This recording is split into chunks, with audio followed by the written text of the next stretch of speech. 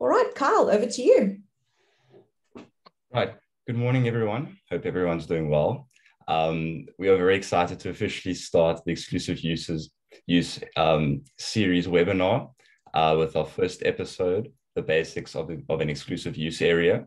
There are a lot of people in here this morning, so if everyone can please just stay muted, that would be much appreciated.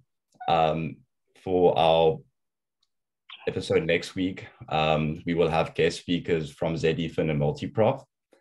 Please look at our social media for the breakdown of the session. Please note that the registration link that you used to register for this episode will be the same for the next two. So you can just use that to join for the next two episodes. If you have any questions, please feel free to leave them in the chat or email them to me. I'll leave my email address in the chat. And then, not sure if everyone has seen the upcoming Pretoria Let's Get Physical event on the 20th of September at 8:30 at the Waterkloof Golf Club, but be sure to register. Space is limited and we're hoping to see everyone there. This session is also going to be recorded and will later be published on our websites and YouTube. So be sure to subscribe and watch. And we hope that everyone enjoys this series and finds it educational. Thank you very much. Great stuff. Thank you, Carl. Nicole, over to you. Cool. Good morning, everyone. I'm so excited to see so many people that are interested in our EUA series. I hope we see just as many people at our physical event in Pretoria. Cool. But I'm just going to give a nice short introduction on Mike Addison and Zerlinda van der Merwe, as I'm sure most of us here today already know such experts in the industry. Cool. So I'm going to kick off with Mike. Mike started off his career in Cape Town after finishing his associate's degree in banking and finance. He then went on to start his career at Barclays Bank and started his way up the corporate ladder. He then founded Addsure in 1995 and began to focus on the community schemes arena, noticing quite a big gap in this market. He now specializes in sectional title insurance and has been doing so for 25 years. Addsure is a nationwide business with offices in Johannesburg, Durban, and its head office in Cape Town. They are well known in the industry for their expertise and their thorough leadership in community scheme risk and insurance management in the insurance environment. And Zerlinda grew up in community schemes and pursued her passion by graduating from Stellenbosch with a BA LLB and an LLM cum laude. While completing her LLM thesis, she focused on the constitutionality of sectional title rules. She then undertook a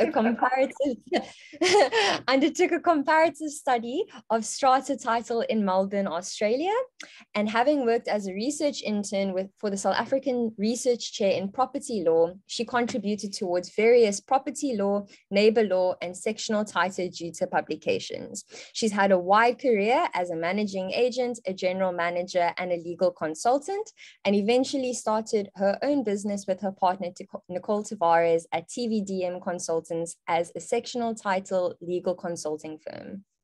Cool.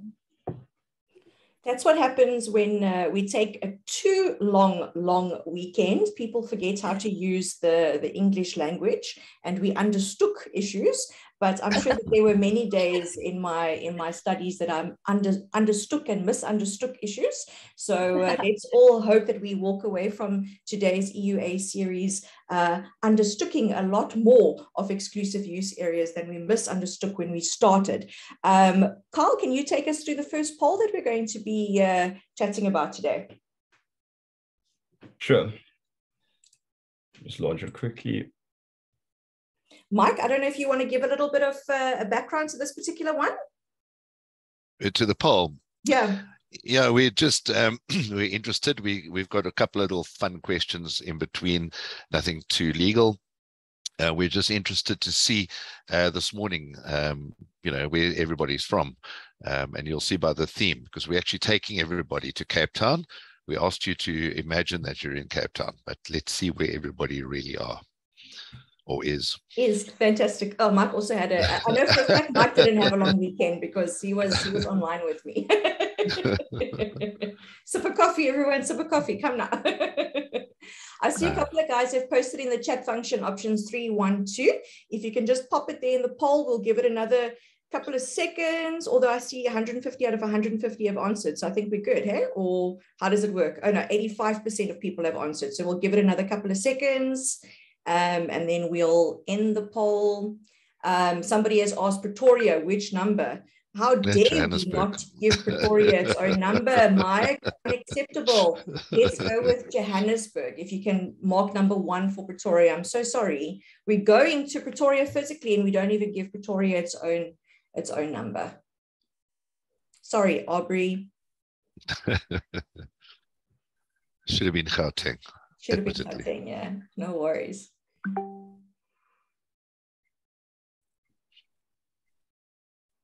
Okay, we're up to 89. Let's wait for it to go to 90%. So Johannesburg, anywhere around Johannesburg, Durban, Cape Town, Bloemfontein, PE, overseas somewhere. Nobody joining us from overseas somewhere this morning. Okay, we're at 90%. I think let's end the poll there and then we'll move on.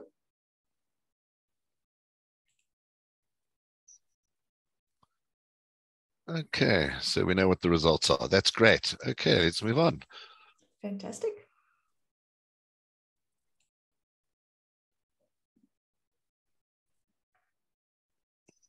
Okay.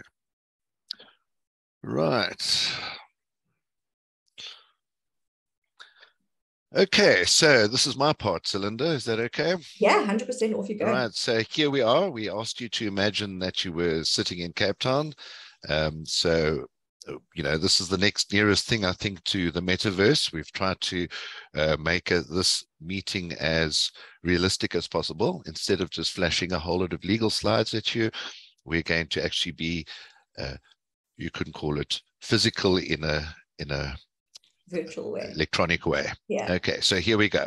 So we're in the promenade in Sea Point and we're having a look. And we've just taken in some nice fresh sea air. Can you smell it? And we're turning around now. We're taking a left turn and we're looking at Arthur's Road here on the left. And up Arthur's Road we go. All of us are walking, all of us in a crowd. And up we go across the main road. We might drop in for a cup of coffee or a beer if this is late afternoon. Over the road, up Arthur's Road, further up Arthur's Road, and we're getting there to our building on the right. Okay, so this building on the right, the building that we're going to tackle this morning. A whole lot of interesting things going on. Just remember, we're coming up Arthur's Road behind it, and we're going to go and stand on the corner. And let's have a look at the building on the corner. We've just walked from the beachfront up this road.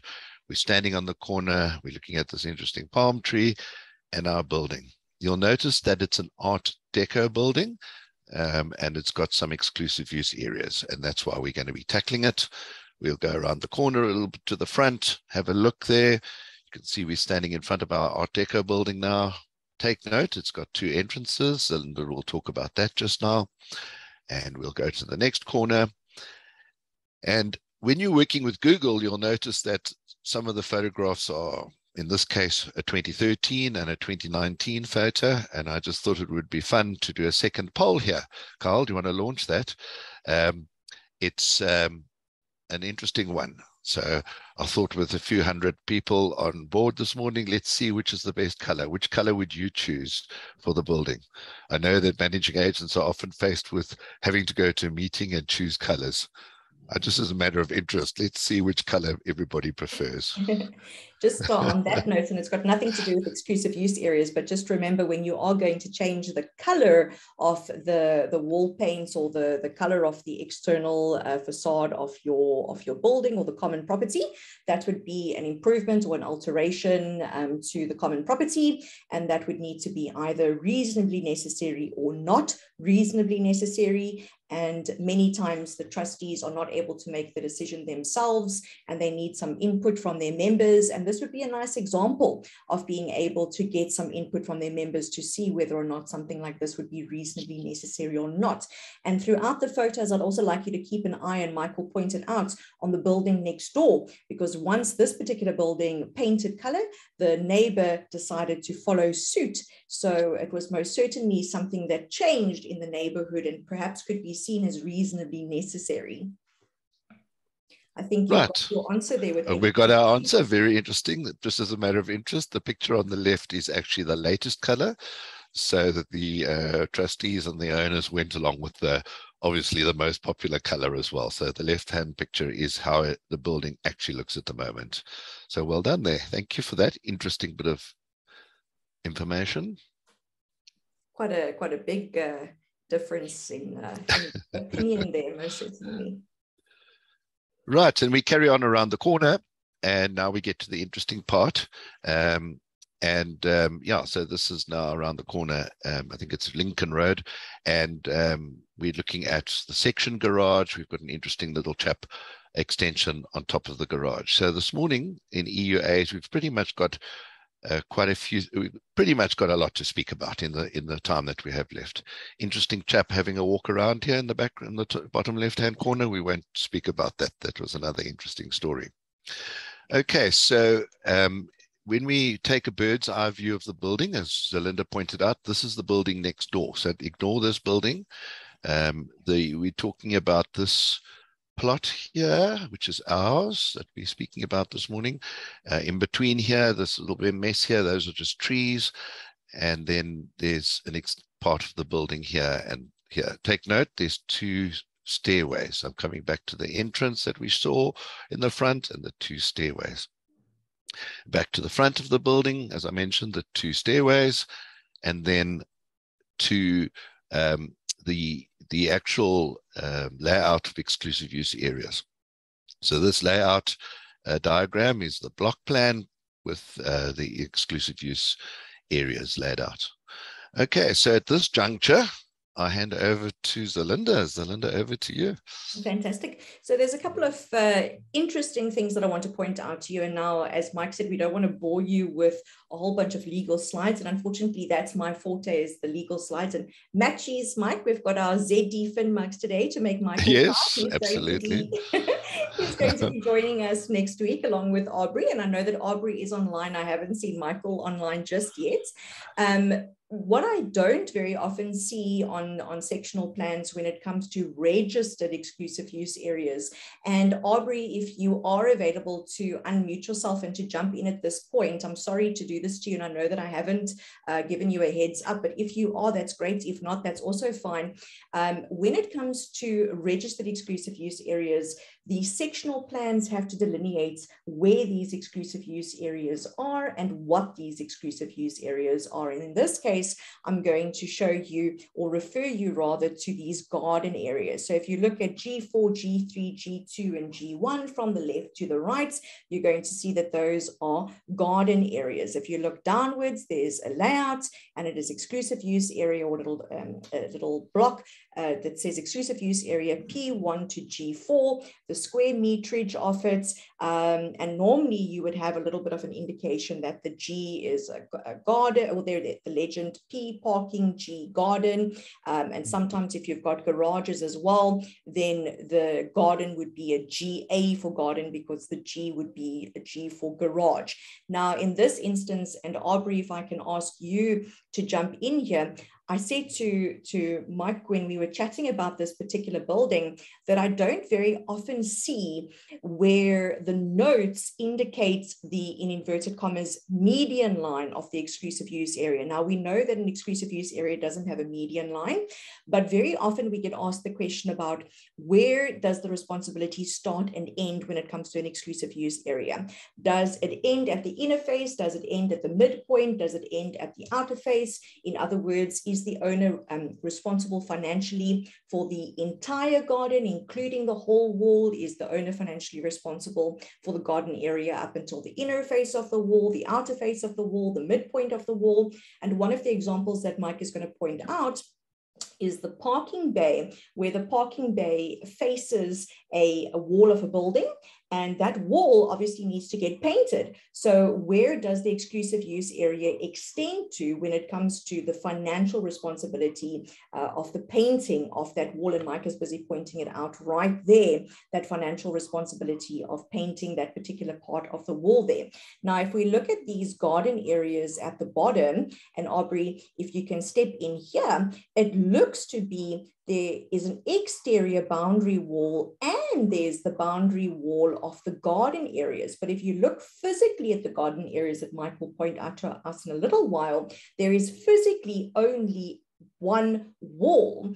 This is not something that I find very often, and I'm assuming it's because it's an older scheme with an older set of sectional plans that you would actually have such a clear indication of where the common property starts and ends and the exclusive use area starts and ends. Aubrey? Yes, that is a good morning, everybody. It is a very tricky situation, as you explained. And this is from the earlier days of sectional title plans. And I don't think at that stage, everybody really understood the consequences of not being specific. And therefore, we recommend that this is sorted out in the rules as well. Of course, when the land surveyor surveyed this, he would physically have allocated a coordinate to this point, but in real life, that is not very helpful. I think one must be led by the practicalities around it. You don't want to give the responsibility for the outside wall to the owner as the exclusive use area, in the sense that he might just think that now he have the right to paint it whatever color he wants. So there is no easy solution to this. I'm not aware that there was any real court cases or something that really spelled out the exact legal situation. But from my point of view, one must look at this pragmatically and try to solve the lack of detail in the rules whenever you make changes to the rules, to just make sure that everybody is treated equally. I think that's the most important thing. I don't think it mattered that much if it's the owner or not the owner. If it's true for all the owners, then you have a fair situation. And yeah, in the rules, of course, rule-based ones, it's easier to put notes to it and to put the necessary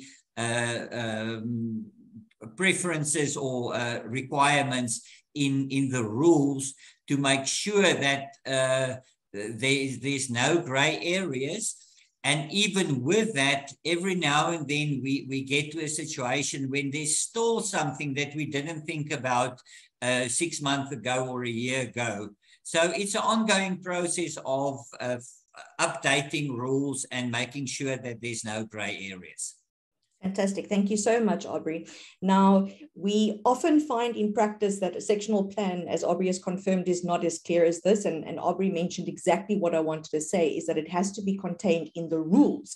And that takes me to the discussion of rule-based exclusive use areas. So technically, we have two different types of exclusive use areas. We have rule-based exclusive use areas and registered exclusive use areas. However, that can be divided into technically 3 different types of exclusive use areas, because you can get conduct rule-based exclusive use areas, management rule-based exclusive use areas, and registered exclusive use areas. Now, what you're looking at here is registered exclusive use areas, because you can see them on the sectional plan.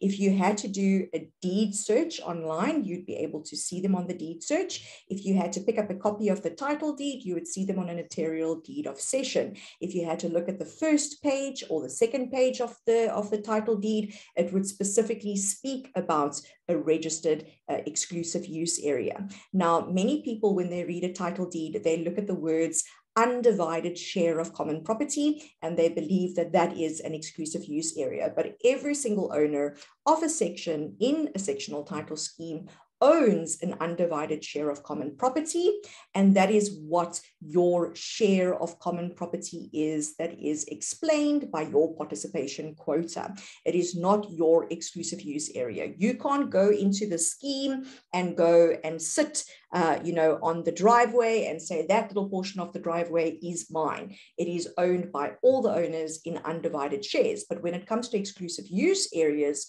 most certainly G1 is yours, G2 is yours, G3 is yours, or G4 is yours. Now, an exclusive use area that is registered is considered to be a real right, very similar to a real right of ownership, but not a complete right of ownership, because it is still subservient to ownership. And what do I mean when I say that? Is that it can be sold, it can be bonded, but it cannot be sold to anybody outside of the sectional title scheme, except if it's going to be sold with the section. So it has to be sold with the section to which it is tied. Alternatively, it has to be sold to the owner of another section in the scheme. If it is not sold with the section to which it is tied, in other words, transferred at exactly the same time, that registered right vests automatically in the body corporate. You lose it, gone, bye-bye. No passing go, no collecting 200 Rand. It's no longer yours. It's done. It doesn't matter if you paid 250,000 Rand for it. It doesn't matter if you've got a rock solid sales agreement. It doesn't matter if the best conveyancing attorney in the country is your conveyancer. It's gone. And many people, are quite surprised to hear that. And the horrible thing about it is that it is such a very easy error to make. And I don't know if there's any conveyancers online that can confirm that, which is why I purposely failed my conveyancing exam. Yes, no one must get that wrong. I purposely failed it to make sure that I'd never become a conveyancer, because I never want to be accused of making a mistake like that. Now, when it comes to a registered exclusive use area, when it comes to maintenance, when it comes to contributions, it's treated no differently from a rule-based exclusive use area. The body corporate is responsible to maintain and repair. The owner is responsible to keep it clean and neat. The cost of that maintenance, the cost of that repair, the cost of that replacement is something that has to be recovered by the body corporate from the owner. But I don't want to go into that, because that's something that Michael's going to deal with along with the administrative and the reserve fund in next week's session. What I do want to say, and I think I'm going to specify it a little bit later on, Mike, with that lovely example that we have, is the delegation of the body corporate's function of maintenance from the owner to the body corporate. It is possible to make the owner responsible for the maintenance and the repair, but there's a very particular way that that needs to be done, and that is subject to interpretation in the legal practice. And I'd be interested to hear from my attorney colleagues, and I think a couple of them are online, as well as Aubrey, how you've seen that done in practice. But I think that this is a fabulous example. And to take us back to the very first comment that was made, if you look at this particular one, and specifically at the garden areas, if you look at the type of dotted line around G1, G2, G3, and G4, you look at the notes. Note number 2 in particular denotes the inner face of the wall. You will then see that the responsibility for the maintenance of these garden areas runs until the inner face of the wall. So if the walls of these garden areas have to be painted, the financial responsibility is only on the inside for the owner's account. The outside would be for the body corporate responsibility. And Mike has got a couple of interesting things to show us when it comes to the outside of the wall. Mike, back over to you. Okay, so actually, Zerlinda, you can carry on. I'll just pop in a few questions.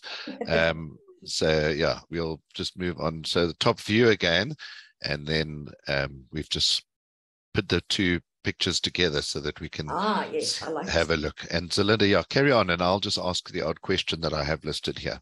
Sure, perfect. So I love this one. When Mike showed me his computer skills, I was very, very, very impressed with this one, because when I get a consulting instruction, I have to rely on the fact that I've got 3 screens in front of me, and I open the sectional plan here, and I open a photo over here, and I open my email over here to try to figure out what's going on. And if you go to the deeds office, there's the sectional plan is actually on this transparency type of paper, and you can layer the sectional plan on top of each other to see what's going on. But this is such an interesting way to do it. And Mike accidentally fiddled with the sizing of the picture and realized that the image was transposed on top of the other one, and I had to try to fix it last night. Almost had a heart attack, but was able to do it at the end of the day. I'm not too sure if anybody fixed it afterwards, but it was so cool to see how the sectional plan actually fits onto the image specifically. And if you compare the layout of the sectional plan to the actual picture, just remember that we're looking at the building on the right and not the building on the left.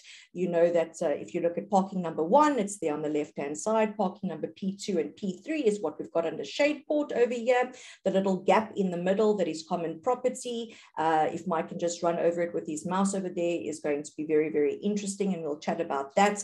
Building number 2 is going to be very, very interesting. That is where we spoke about the wall that needs to be painted over there. And then we've got the garden areas G1, G2, G3, G4, and then where the trees aren't growing, you can see the 2 entranceways over there, and then the 2 staircases. So it's a nice way to see exactly where the exclusive use areas are, where the building is. And that Mike has taught me previously as well, it's a nice way to see where in reality extensions of sections and exclusive use areas and illegal alterations and renovations have been undertaken that are not reflecting on the sectional plan and should be undertaken on the sectional plan. Aubrey, I'm sure that you've done this Google Images thing 110 times, and probably a lot more technically advanced versions of them as well. But for me, it was very interesting to see this. This particular scheme, interestingly enough as well, actually made application for these carports to be removed or enclosed because they had vagrants coming to stay underneath the carport. So that was interesting. So you looked at the sectional plan, P2, P3, P4, P5, P6. That's got no indication as to whether or not they're enclosed or if there's any gates or anything around it. And then in physical reality, you see them and it's something completely different. So it was very interesting to see that. So always nice to see the bird's eye view. And then of course, as a portfolio manager, you would go out to the building. As a trustee, you would know what the building looks like. As an owner, you would live there, or you would be an investor owner there. And then of course, as a portfolio manager, very often you would have photographs, aerial views, whatever it might be as well. So it's a nice way to be able to keep track of the actual photographs and the sectional plans. And perhaps something to do when you take over a new scheme as a portfolio manager is to take photographs or even Google Maps images. I mean, these Google Maps images are amazing. There's one photograph where somebody is opening the curtains or something like that, and he's going to be stuck there on the internet forever opening up the curtains, where you could perhaps in your file have the sectional plan and a photograph next door to it. And then whenever there's a problem, a renovation or an alteration, a question about an exclusive use area, or the question where the maintenance responsibility starts and ends, you're able to simply go and have a look at that. So really good to have that in mind. And I think this slide is where we're going to pause on for a little while, and there's some very, very interesting things over here. Mike, do you want to raise a couple of questions at this point? I know there are quite a few. Okay, so I'll just paint the picture for want of a better word.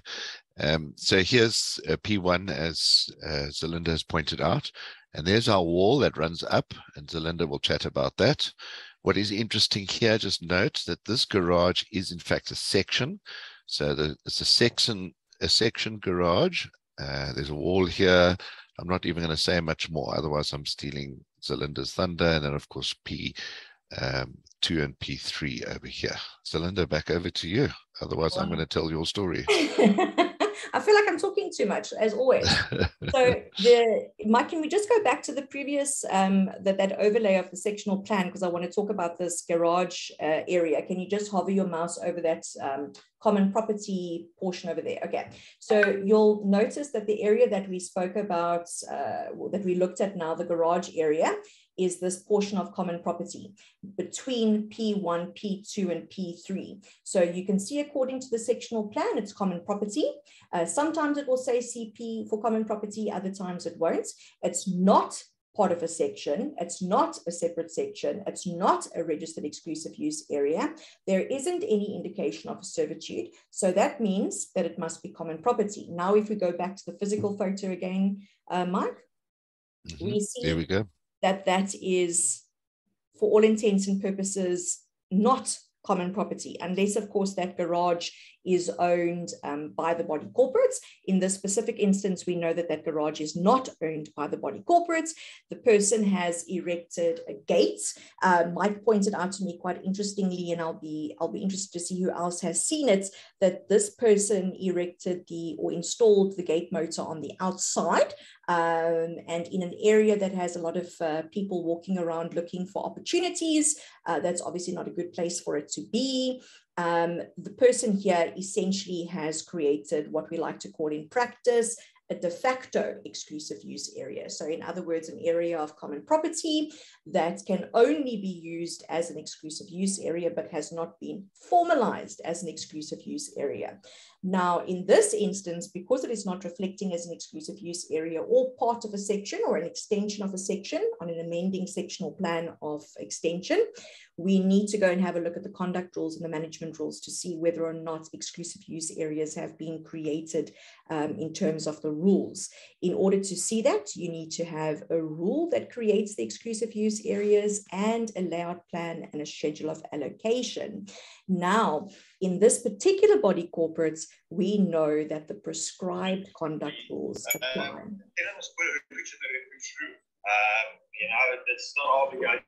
Whoopsie. Sorry about that. Just mute yourself if there is any background noise, guys. In this particular case, they've got prescribed conduct rules, which means that they do not have any exclusive use areas in place. So this owner, in order to access their section garage, needs to make use of this common property driveway, but they have enclosed it as though it was an exclusive use area. They have taken away the use of enjoyment of this portion of common property from all the other owners that have the right of undivided use and undivided share in it. And there's no formality, there's no agreement, there's no exclusive use that has been created, there's no exclusive use area that has been registered. There could potentially be a lease agreement that has been entered into that will not be in the rules and it will not be on a sectional plan. So that's an option, bearing in mind that a special resolution is needed for a lease agreement and a special resolution is needed for a conduct rule-based exclusive use area. So if you're going to do the one, you may as well do the other. Now, the complication with that comes in when we talk about the maintenance, the repair, and the replacement of the gate. The maintenance, the repair, and probably the monthly replacement of the stolen gate motor, the insurance of the gate, the insurance of the gate motor. These are the types of concerns that we have. Perhaps the wall that falls over, the car next door that maybe bumps the shade port over into the gates, the owner that maybe parks his car on the driveway and drives too quickly and knocks into the door of the garage, bearing in mind that because the driveway is common property, the exterior of the garage door is common property, the painting of the garage door, the maintenance of the garage door, the painting of the walls, the maintenance of the walls. All of those things need to be taken into consideration because every single section owner has to contribute towards those according to their participation quota because that area is common property. And that's not fair if only this particular section owner is going to be using it. So that's the garage area on the left-hand side. Okay. Then we look at... Zerlinda, can I perhaps just come in here a bit from the side? Go for it. Typically, this type of development will be subject to a site development plan, whereby entrances and exits from the public street would be indicated. And I am just curious if this type of entrances from the street into separate driveways or own garages was ever approved or will ever be approved. Typically, there will be an entrance and an exit or one entrance exit. So it's all good and well to worry about the exclusive use of it. but I have some doubts if this will ever be legally approvable once you need to go through the site development plan and building plan process. Just from the sideline, sorry to interrupt.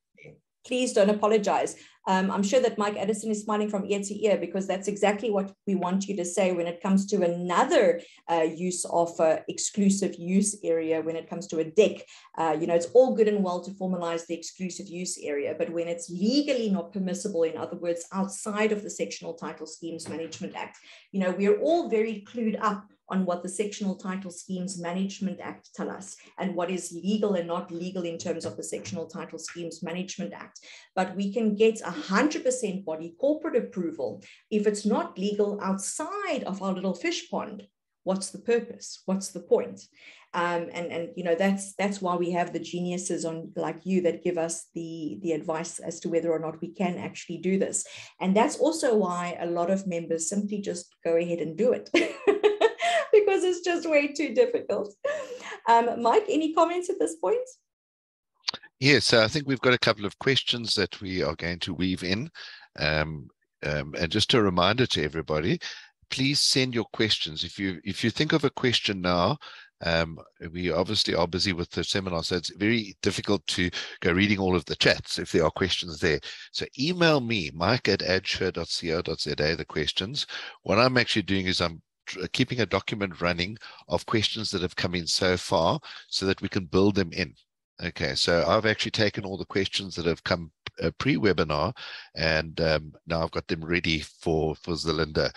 Okay, so Zerlinda, the first one was, as you know, was the wall, is the height of this wall. So given, I'm not going to mention the names of the people that have questions. So CR has asked a question.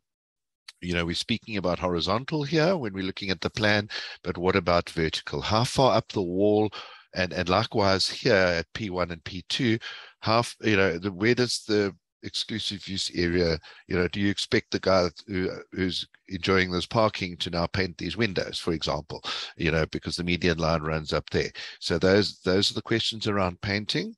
And then second from that, if there was a light on the wall here, so if there was a light and the intention of the light was to service and light up this area for this parking, likewise here, who would be responsible to maintain, change the light bulb, keep the light clean, etc., and then of course pay for the electricity for that light. And then I'll get to the third question just now. I'll let you handle that, Salong. Perfect. So with the parking bays, very similar to the gardens, the sectional plan denoted the median line. And I'm always going to say little bunny ears because we don't have a median line when it comes to an exclusive use area. The extent of the responsibility for the exclusive use area is extended to the inner face of the wall. So if you look at the parking bay on the right-hand side, the wall on the right-hand side, the wall in the front there of that part of the building, it is only going to extend to the inner face. So only the painting is going to be the responsibility of the holder of this exclusive use area. It doesn't say anything about the height of it. So when we look at this little gray building number 2, it's going to be that entire inner face of the wall. It's not going to be that little, I'm assuming it's like a little ducting system and the little roof on top of it. It's not going to be the top of the wall on the right. It's not going to be the midpoint of the wall. It's not going to be the paving on the left-hand side. It's not going to be that little fence on the left-hand side. If we look at the 2 parking bays, parking bay 2 and 3, where the Fortuna and the VW is parked, that is a very interesting question. And I'm going to go back to what Aubrey said. We have to be reasonable and we have to apply it equally, and it has to be in the rules. I would say that this body corporate needs to amend their rules to at least say that it should extend to the height of the what would you call this thing, an awning or a shade port or whatever it might be, at least to the top of the poles, not the top of well, I don't know what this technical thing is called, the canvasy part, because the canvasy part is in line with the windows, and it wouldn't be reasonable to expect the holder of the exclusive use area to go and paint the window frames of the window, but it could be reasonable to expect them to paint up until the window, bearing in mind that they'd have to be very careful when they do that, because I see that there's some weep holes, and those weep holes would be serving, is that what you call it, those little lines over there, weep holes, serving those units over there, and if you paint over it, that causes all sorts of issues. So yeah, difficult one, and maybe, like Aubrey said, it would be better for the body corporate to take over that responsibility, which we know the body corporate has the function to do it, and it's the financial responsibility of the owner to do it. Now, when it comes to the body corporate doing the work and recovering the cost, that's something that Mike is going to chat to us about, Michael Schaefer, next week, about how to apportion it, how to budget for it in the admin fund, how to budget for it in the reserve fund. And I take my hat off to any portfolio manager or the accounts department that has to do that calculation for exclusive use areas, because I think it must be one of the most difficult things in sectional title. And I know that our colleagues across the board, I think of Chantal van Heerden at Belboy, you mentioned, has done a webinar on this, quite an intricate one. Everybody has got a different practice of doing it, but it's a heck of a complicated one. To answer your question, the wall on the right-hand side, all the way up to the top, the wall that we're looking at on the right-hand side, all the way to the top, the wall on the left-hand side that we're looking at, I would say up until the windows or the window sills, not any higher than that. And then, of course, the garage we have to treat very differently, because the outside of the garage doors is common property, because the garage is a section. Right. The lights, if there was a light up here? If there was a light there, I would say that that would be on the inner face of the wall, serving that exclusive use area. So that would be the financial responsibility of the holder of the exclusive use area. Okay, so let's pretend now that this is an exclusive use area, okay, in front of the garage door, and it's for the enjoyment of the, so let's just say E1 was the garage and E2 is the area in front of the garage. If the lock of the garage door breaks, oh sorry, let me change that. So it's definitely a section. So we have a garage section and an exclusive use area in front of the garage section. Okay, all right. So this is a normal situation. If the lock then breaks on that door and needs to be replaced, who would be responsible? The section owner or the exclusive use? How do you apply that? How do you cost it out? So again, it would need to be clear either from the sectional plan, alternatively from the rules, but in most instances that would then form the boundary of the exclusive use area. So it would be the responsibility of the body corporate to do the work and the financial responsibility of the holder of the exclusive use area, unless there was a rule in place that made the owner of the section responsible for the common property adjacent to their section, in other words, both sides of the door. Alternatively, a rule that made the exclusive use area owner or holder rather responsible for both doing the work and the financial responsibility associated with it. As it stands at the moment, as ordinary common property and a section, and we have the lock on the outside. Question? Body corporate responsible. Okay. Unfair. Right, moving on. Okay, moving on. So that was just a more close-up picture so we can get a better idea of things. We don't need it. I think we've dealt with that. And then, of course, we just lined it up so that you could more or less see, just as a matter of interest. But now we're going to go around the corner. Okay. Right, so we're on the corner. Zerlinda, back over to you. Fantastic. Mike, do you mind just swinging back to that previous sectional plan? I just want to point something out when it comes to the two different exclusive use areas. So if everyone just has a look at P3 and G1 and you see the two lines in between G1 and P3, that's also a very nice example of differentiating the boundaries between the two different exclusive use areas and sharing that responsibility there as well. Just a reminder to go back in your minds to the legend on the block sheet of the exclusive use area layout to show what those different lines actually mean. All right. Okay, so we remember from one of our previous diagrams that the outside of the wall is the body corporate responsibility, and Mike is going to zoom in to show us something interesting when it comes to the wall. So if we had to assume that that was a lovely little crack that had been caused by, let's assume, the tree in the exclusive use area, the body corporate would be responsible for the structure of the wall. The owner would only be responsible financially for the inner face of the wall. The tree, we had a nice, interesting conversation about the tree. Anton Kelly always used to say that plants was the fourth P in sectional title. And in this particular case, looking at that type of tree, one would have to ask yourself, is that tree something that perhaps was there? And Mike, I don't know if you want to zoom out and look down the road when we're looking at this particular type of tree. And maybe explain to the audience the developer's intention or the municipality's intention when it came to planting those types of trees in the style.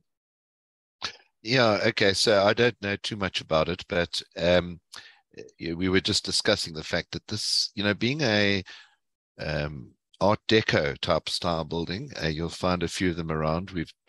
I think there's a couple. Serena, I think you're here this morning. I think you've got similar in Durban.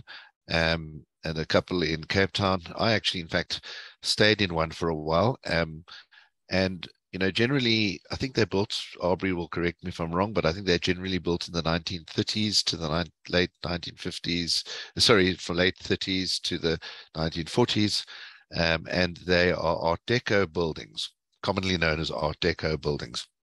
And it's kind of like a Florida style, and the developer probably planted them originally because you can see the two trees here. It gives that sort of Florida feel. You can kind of imagine Marilyn Monroe in front of this building and a picture up there in the Hard Rock Cafe. That's the sort of image it's created in my mind. So Linda, I think that's what you wanted me to. Yeah, exactly. Impart. So, when it comes to trees in exclusive use areas, we always get the question of, like, does it matter who planted it or when it was planted or what type of tree it is or how difficult it is to remove or if there's any heritage value or, what the cost is going to be, what the potential damage is going to be. Now, you can't get the Bucky Brigade, obviously, to come and fell this tree, and you can't get, and my understanding of this type of tree, and one of the very first CSOS adjudications I ever worked on was this particular type of tree in a homeowners association and the effect of felling it and the importance of felling it. And it's actually quite a dangerous project to undertake, not only for the person that is doing it, but for anybody that happens to be anywhere around it when these things just start falling off in the normal course of it, which is why it's important to keep an eye on it. That is pretty much all I know about this particular type of tree, but it's very important to keep it under control. We also very often get the question of what is the difference between maintenance and repair when it comes to trees versus keeping it clean and neat when it comes to trees. What is felling versus removing and who is responsible for it. And we know when it comes to trees like to go and look for water, and very often, the type of damage that we see in that wall. And Mike mentioned, this wall could have been replaced a couple of times. It might be because of root damage, and there's another type of tree there as well that could similarly cause the type of issue that we're looking at. So, if this tree had to be removed, who would be responsible to do it and who would be responsible for the payment of it? The body corporate would be responsible to remove it, and the holder of the exclusive use area would be responsible for the payment of it. Because it is not common property, the trustees would not need to get a special or unanimous resolution from the members of the body corporate for an alteration to common property.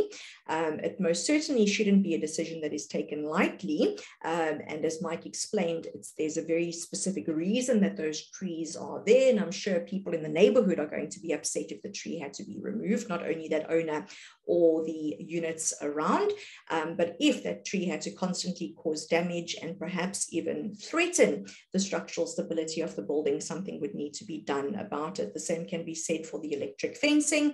And for that regard, you look at the nature of the boundary wall. And in this case, that boundary wall is the boundary wall of the scheme. The body corporate would be responsible for the electric fence and any remedial work to the electric fence. And of course, any remedial work that is needed to the wall that is caused by the electric fence. And like I mentioned, the trees as well.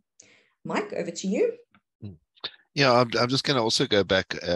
Aubrey was mentioning these gates and about the plans.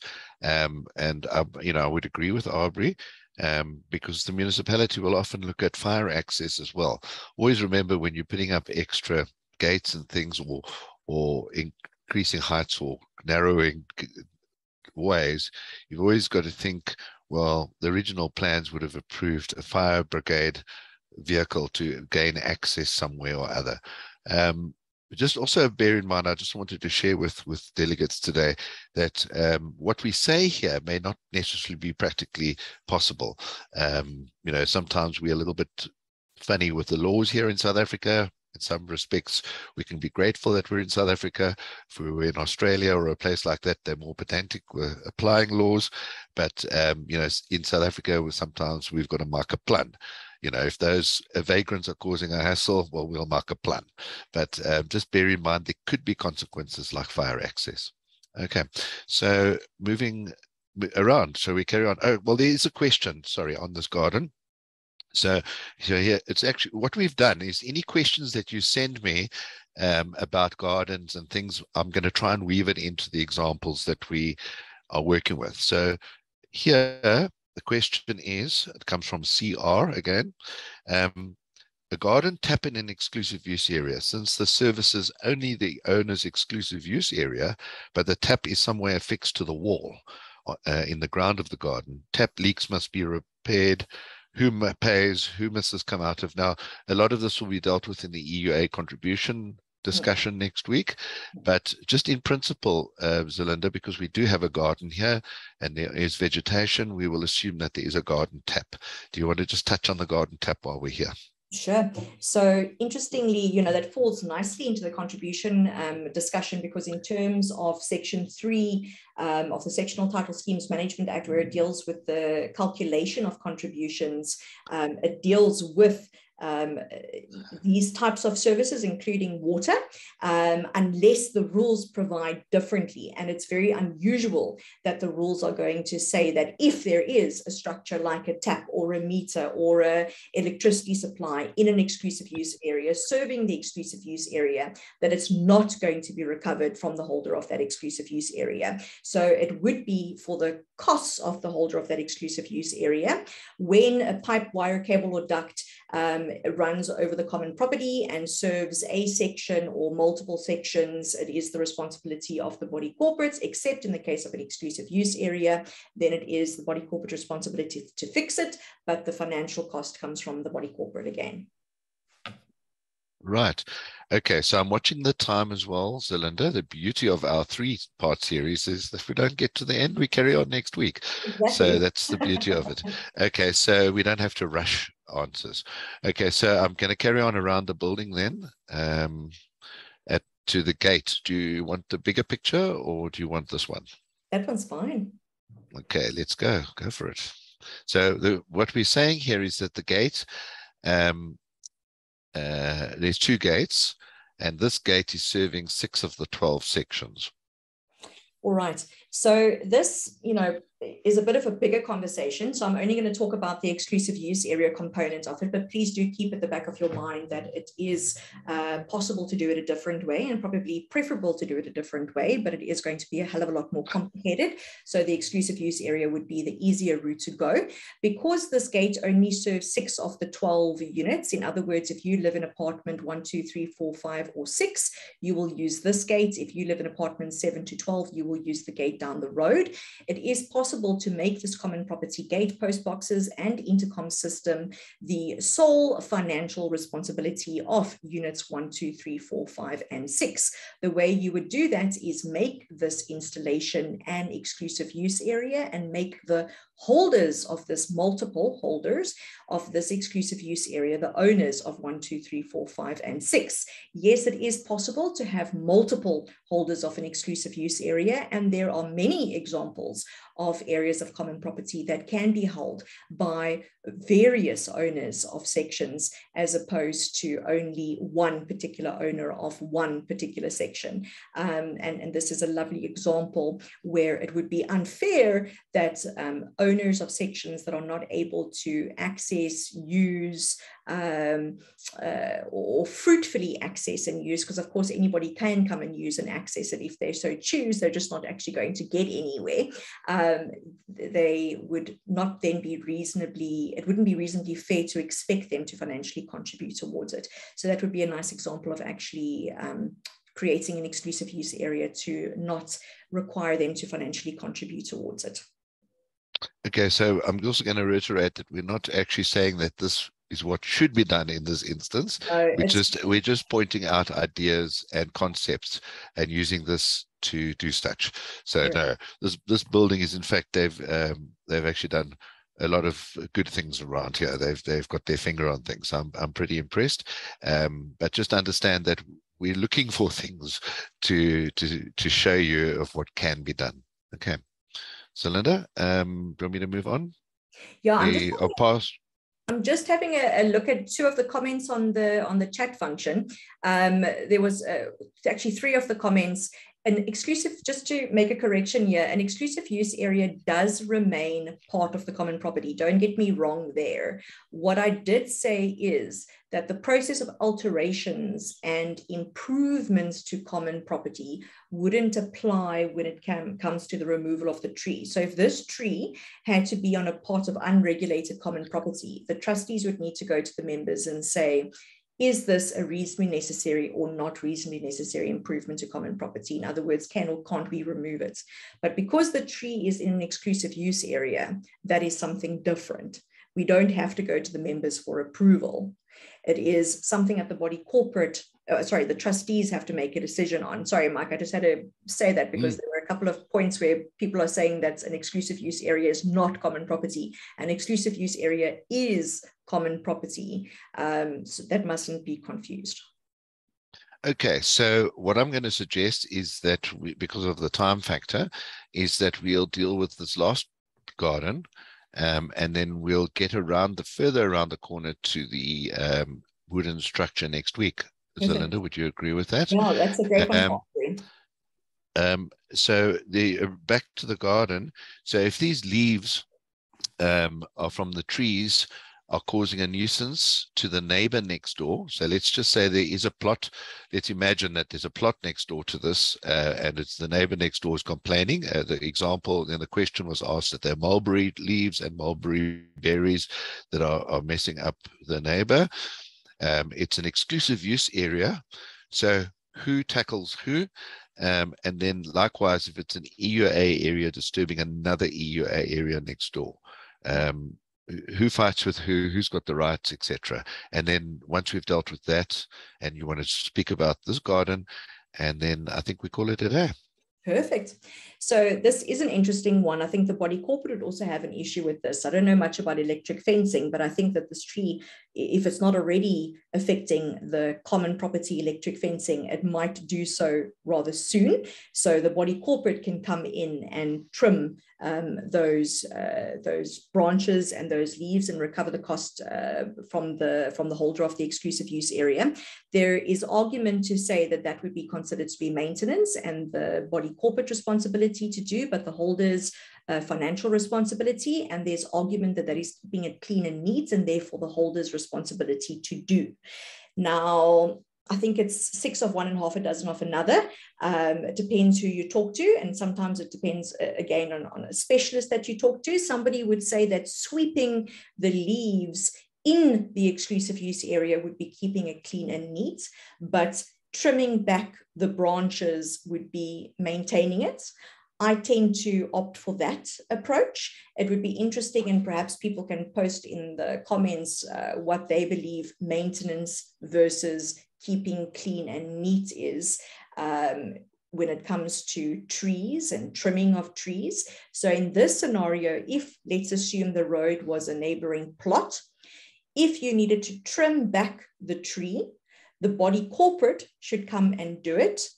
Financially, it would be the holder's cost. And then if it was an EUA next door to an EUA, again, the body corporate would do it, and it would be the holder, in other words, the holder of the exclusive use area in which the tree is growing rather, it would be their financial cost. It's exactly the same principle. It's not a neighbor on neighbor issue per se. If that garden area was a section or part of a section, then it would be the owner of that section that, of course, would need to do that work. But because it's an exclusive use area, the body corporate has to become involved. I would very much be interested to see whether or not people believe that it is keeping it clean and neat versus maintenance. I think that keeping it clean and neat is a very superficial requirement, and it really is, mowing the grass, raking up the leaves, picking up the dog's proverbial, making sure that if you've got a swimming pool, that it is being kept clean, that you use it for the purpose that it is, that if that palm tree is dropping all of its, I know that it's called something specific, I can't remember it now, that you go and pick that up and keep it clean, that you don't keep all your refuse bags and recycling bags in your garden, that this little hole in the wall over here for water is kept nice and clear, that it's not all blocked up. Things like that would be keeping it clean. Felling and trimming, I believe, is maintenance. Okay, so on that note, I think we're going to leave it, and please, we're going to come back to these slides. So if you have questions that arise from this, and everybody has come up with some questions, then perhaps what you can do is email me, mike@addsure.co.za, so we can collate the questions together. They're not going all over the show. And then I'll put the questions to Zerlinda next week. We can always go back to the parking bay around the corner and re-ask the question, because that's what we want to do. We want to actually answer your questions. And then I think next week we're going to really get our teeth into this extension, which is quite exciting. I'm going to move ahead the slide, so just a preview. Yeah, that's what we're going to be speaking about, and this deck, etc. But what I do want to do is to get our it's the next one. Yeah, there we go. So I'm going to just end off on this slide this morning. Just reminders. So next week, 17th of August, we had, believe it or not, we had well over 400 people registered, but we did expect perhaps about half, and I think we've just about halfway with the numbers of attendees this morning, being not only a manic Monday, but a manic Wednesday after a long weekend. I think people are chaotic. I'm quite sure the last thing it felt like this morning was a webinar, but that's the way it is. Next week, we might even have a higher attendance. If you didn't attend, if your friends didn't attend, I should rather say, or your colleagues in the office, they can always attend next week. Zerlinda, I think we're going to try and publish this first video early so that people can catch up, so that you haven't missed out on anything. So next week, the 17th, the 24th, we follow, and just sort of gray your diaries out a little bit, if I can suggest. The following week, the 31st, is a maybe. Considering you can see you can actually have one sample and just move through, spend the whole hour on it almost. If the demand is there, we could even have a fourth one, but we did pencil that in our diaries. But definitely the 17th and the 24th. The 18th of August, Zerlinda, you've got an August webinar. I don't know what your subject is yet. We are going to have a little bit of a belated Women's Day. We've got Lachey from Hudson, and we've got Ruth Grunder from Pam Golding. That's going to be chatting to us about their experience studying law while they've been highly functional portfolio managers. Nicole Nell's going to be interviewing them. And then our 22nd of September webinar is going to be an insurance-related one. One of your colleagues in the industry is going to be chatting to us. Okay, so there we go. And then in Edenvale on the 3rd of September, we have a physical one, so I'm proudly announcing that this morning. The marketing will only start this week sometime, but for those of you, I see lots of you from Johannesburg today here, bear in mind we have a physical one where mentor, Zerlinda, it's fair to say that Marina Constas is your and my mentor in many ways, will be the keynote speaker, including Michael Schaefer, myself, Gary Engelbrecht, Elwyn Else, and Glenn from Waterlight. So we've got an action-packed 3rd of September, and we're starting early and we're finishing early because there's rugby on straight away afterwards. So we're giving you half an hour to get home to watch the rugby. On the 20th of September in Pretoria, we're ultra excited about that one. Aubrey's team, Jenny and co, are helping us set that one up. It follows the highly successful one that we had in Cape Town. I think many of you attended those, the one that we had in Cape Town. And we go into more detail, especially Aubrey. Aubrey tells us a lot of interesting things on that one. So I look forward to the Pretoria one. The insurance part is really easy. I just actually throw in a few 5-cent pieces. But yeah, it's a real worthwhile one. So we look forward to seeing you all in Pretoria. And then 22nd of September, Zerlinda? Yeah, I mentioned that we've got an insurance-related webinar. You got that one. Okay. Some more marketing of it closer to the time. I just wanted to say that although his camera wasn't on, Michael Schaefer was in the audience. So we were not, I see you've swapped your mugs, but we were not using our mugs in vain, although he was also advertising on his part. Thanks, Mike. Still got it, yeah. If I had seen you, I would have picked on you a lot more. But Aubrey, thank you as well for jumping in when we asked you to. Right, so there we go. Fantastic. Thank you very much. Thank you so much for everybody for attending. And thank you, Kyle, and thank you, Nicole. Kyle was definitely a little bit nervous. One of these days he won't be. And I hope that you all now understood a little bit more than you did in the beginning. And we look forward to seeing you next week. Keep well, everybody. Thank you. Cheers. Thank Bye-bye. you. Thanks. Bye.